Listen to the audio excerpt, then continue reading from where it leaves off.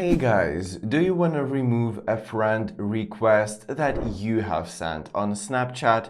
Let me show you how you can easily do it because Snapchat doesn't make this way obvious. So follow this simple tutorial step by step. Now let's get started. So firstly, open Snapchat on your device and now click your Bitmoji at the top left. So here you will be taken to your account page, and when there, just scroll down a bit and tap on the Add Friends option right here. So here you will see the list of the suggested Add Friends, but anyways, we'll just need to click those three dots at the top right.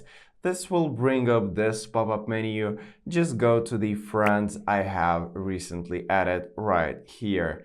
So now you will see the list of the friends that were recently added. Just find the friend to which you have sent the request and just click and hold them. So now this will again bring a pop-up menu.